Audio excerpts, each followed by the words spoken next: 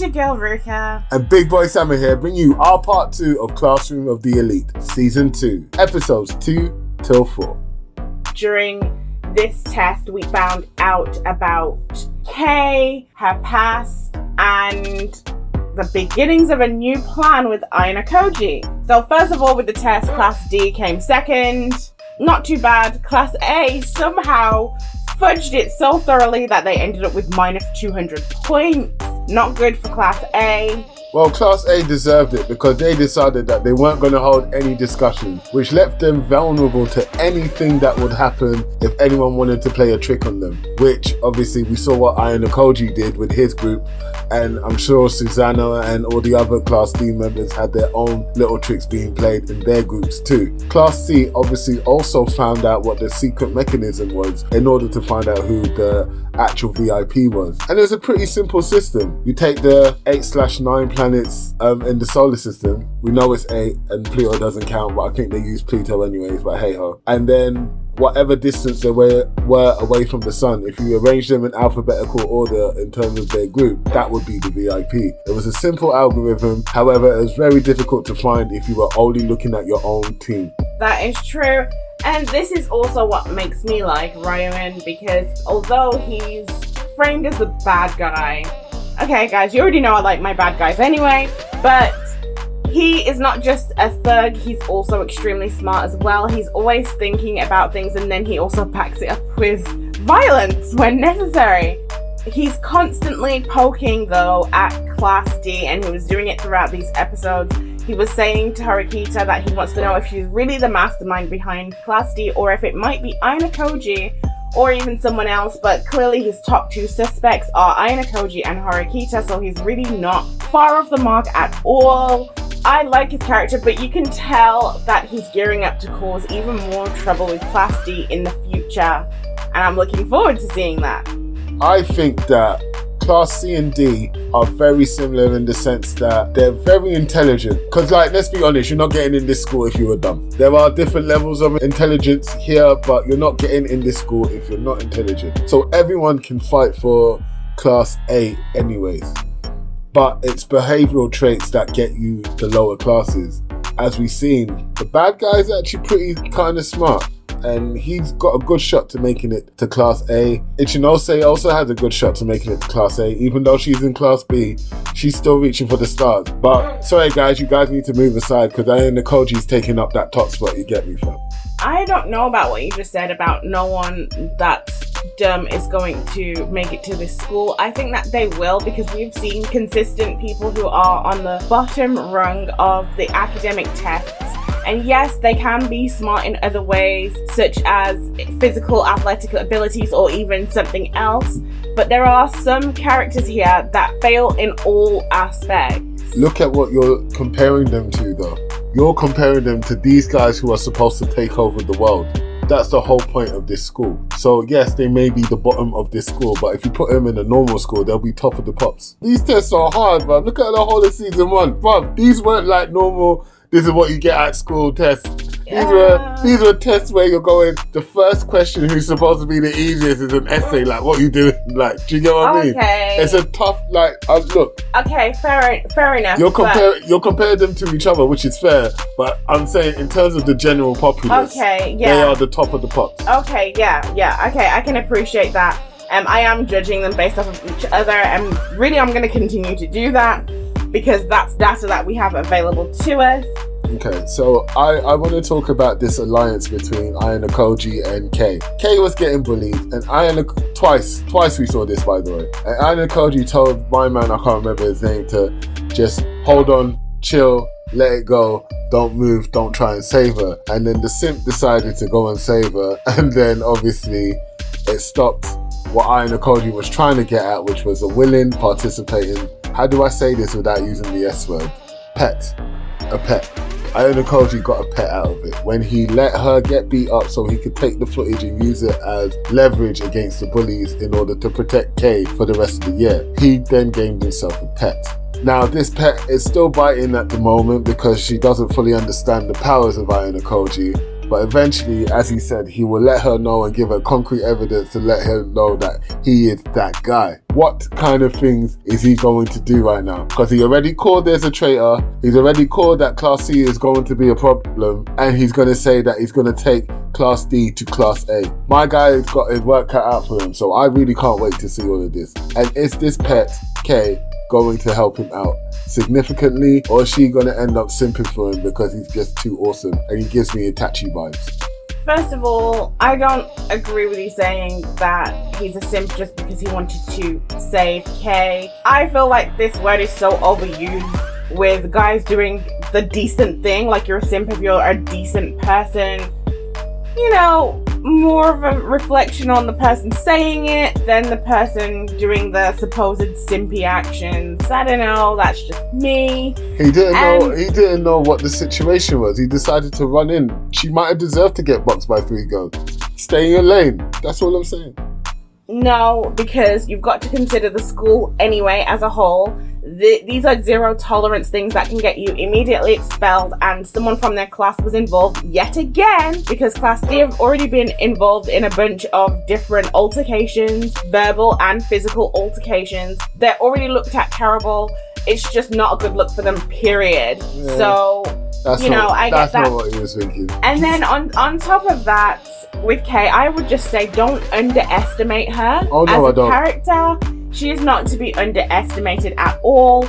And I wouldn't say that she doesn't know what's going on. She's not unaware. Think about it this way. This is a kind of person that has been victimized a lot. She's going to recognize a person victimizing her. I agree with you. And listen, I'm not saying that Kay is stupid or Kay doesn't know what's going on or Kay isn't smart enough in order to figure stuff out. What I am saying is that if Ayanokoji has got you in his sights to make you his pet, you're a very good pet. So Ayanokoji set the whole thing up from the beginning. He got the girls to go ahead and, he gave them the push to physically hurt Kay. And then he came in not as a knight in shining armor at all. He actually said that since you're in this position, we'll just take it a step further and I'll just take your whole body as well. And Kay actually was responsive to that, which is sad. But even though Kay did come across as like this big from season 1, I can't help but feel sorry for her, and especially when you hear about like her background of getting bullied. And I don't know if they'll cover the extent of how bad her bullying was, but it was really bad. But there is also a strength in her character, in her will to survive anything, even if Ayanokoji was going to go that far. Even though she was talking about giving up and not resisting, I don't feel like that's true for her character, because even her coming to this school, adapting a totally different personality to what she actually has, building connections with these different guys, and she's gone for men as well that she feels that could protect her. I feel like there's still a strength in her character. She's not a person that's given up. She's not a person that has stopped resisting. And she also recognized in Ayanokoji that he's a dangerous person. He's a different type of person altogether. She even said, she didn't say, "Who are you?" She said, "What are you?" Because she recognizes what he has done. She does know that he watched the whole thing. She saw him watch her getting bullied on two different occasions, and he stood there and recorded it and showed it to her. She recognizes the depravity in his character. Yeah, it's a primal instinct of fear, isn't it? It's like on a primal level knows that this guy is not to be f***ed with. And if she's got him on her side, she will no longer be f***ed with. So she will definitely do whatever it takes to stay on his good side. I'm not like Ruka, I haven't read the thing. So I'm guessing after this, she's going to realize who the hell he is. And she's going to be like, yeah, bet. I'm going all in with you, because you're the only one who can protect me. You're the only one who can get us to where we need to go. But I wonder what her goals are, because if her goal is just straight survival, is being in a school like this a good idea? Kay interests me. I can't wait to see more of her character in the anime. I like Kay a lot. She's one of my favorite characters. But I want to talk about the 3 girls that were bullying her, and also Rika, who was the catalyst for this whole thing happening. The victim, really. Rika to me is not a victim. She got pushed. She's a quiet girl. It was one shove. Hey, seriously, get over it. Hey, don't touch me in it. Who hasn't been shoved once? By accident, even on purpose, get over it. Just because it's happened. Not that big of a deal. It's one shove, and it did not warrant any of the behavior that Kay had to endure after that.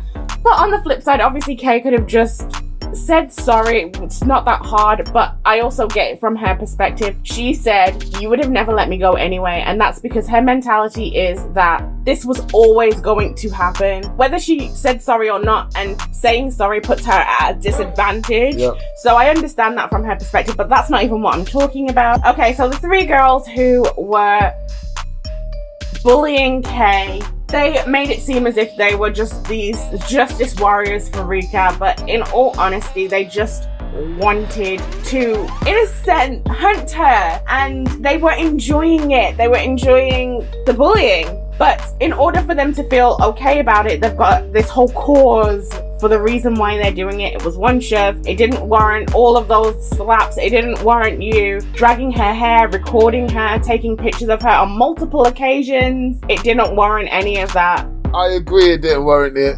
I agree that they took it a bit too far. I also agree that Kay is a little bit to blame here and could have said sorry at any point, or could have sorted it out somehow, or not shoved in the first place, you know. But there comes a point where it's like your revenge is a bit too far, and this is one of them situations. Also, Rika never slapped a person before in her life, and the moment she got the taste for it, she turned into this right little demonic piece of work. In the anime, I thought it was a brilliant piece of storytelling there. Is Ayanokoji right to let her get guppied like that before he jumped in and said, I've got leverage?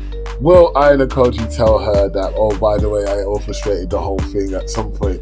But it makes it bloody interesting, doesn't it? It's so interesting. Ayanokoji gives me, as I said earlier, Itachi vibes. You know how he's like 14 million steps ahead of everyone? This guy is like 1 billion steps ahead of everyone. Like this, bruv.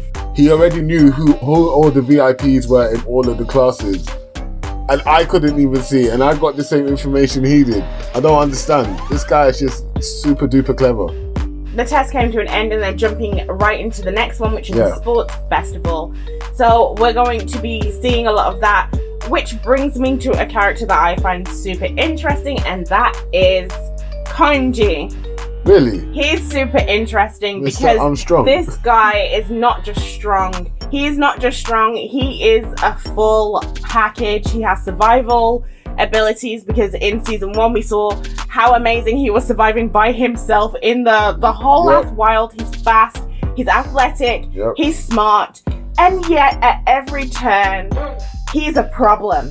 Class D have a lot of problem children, and Koenji is one of them because he always refuses to do what he can. It doesn't cost him much, but he always refuses to do it. And I want to know why he's so resistant to help his class or to just take part in everything. He just interests me.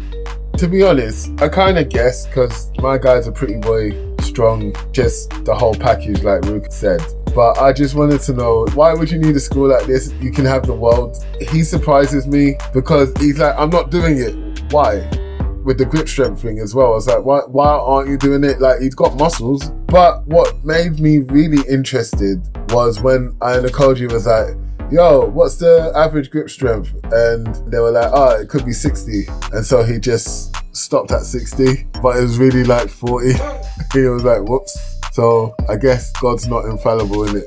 Like, there are some flaws to his armor. So I want to see more flaws, really. That's what I'm thinking. And on that note, thank you so much for joining us today. If you made it this far, don't forget to like, subscribe, and share. Peace.